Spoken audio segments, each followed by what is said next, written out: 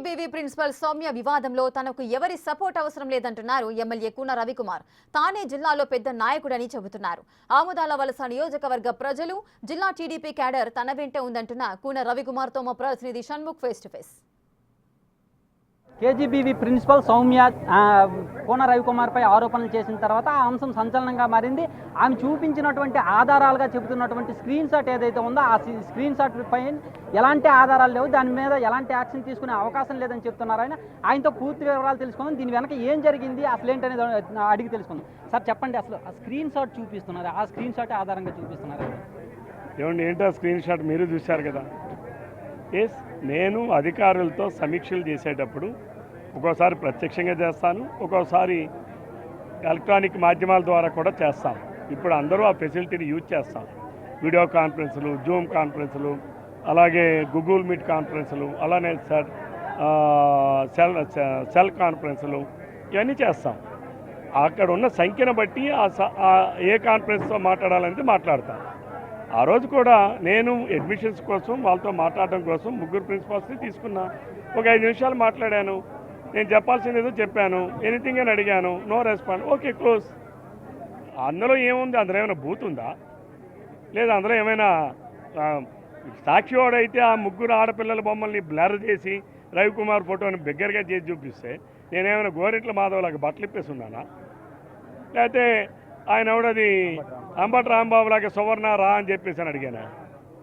నేను ఎవరిని 1-6 గంటలు రమ్మని కానీ అడిగాను. సార్, మీరు చెప్తున్నట్టు ఇక్కడ చాలా మంది కేజీబీ ప్రిన్సిపల్స్ కావచ్చు, సిబ్బంది కావచ్చు, చాలా మంది వచ్చారు.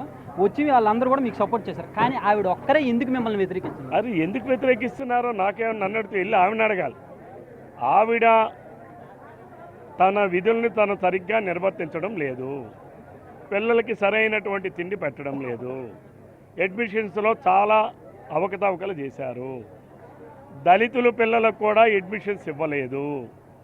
దళితుల పిల్లలకి వాళ్ళ ఆ పిల్లలు వెళ్తే ఆమె నువ్వు ఇది పొట్టిగా ఉంది, నల్లగా ఉంది, దీని బట్టలేడు సిరిగిపోయినట్టున్నాయి, ఈవిడికి సీట్ ఇవ్వనని కూడా ఆ తల్లిదండ్రుల ముందు చెప్పి రిజెక్ట్ చేసే సందర్భాలు ఉన్నాయి.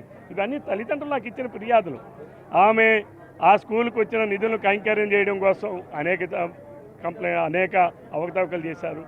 కాబట్టి పిల్లల తల్లిదండ్రులు నాకు ఇచ్చిన ఫిర్యాదు పైన విచారణ చేయమని జిల్లా కలెక్టర్ గారికి పై అధికారులు పంపించా.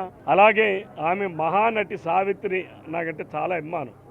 ఎందుకంటే ఆమె నటనకి ఎవరైనా సరే, మహానటి సావిత్రిని కూడా మించిపోయినటువంటి నటన ఈమెలోనే చూశాను.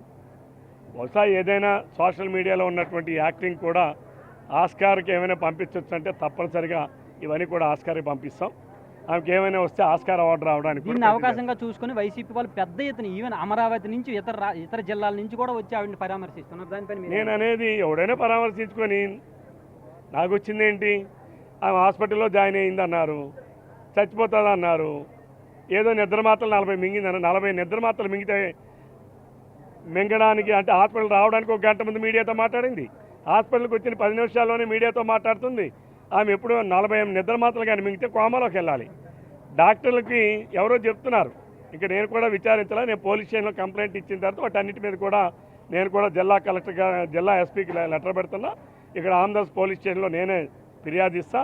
ఈరోజు ఈ జిల్లాలో ఉన్నటువంటి కేజీబీవీలో పనిచేస్తున్నటువంటి ఉపాధ్యాయులు అందరూ కలిపి ఈరోజు ముక్త కంఠంతో వచ్చి మా వ్యవస్థలో పనిచేస్తున్న ఒక ప్రిన్సిపల్ వల్ల మీ క్యారెక్టర్ మీద మాట్లాడారు, ఆమె తరపున మేము క్షమాపణ చెప్తున్నామని బహిరంగాన్ని చెప్పారు. అంతకన్నా ఏం కావాలి?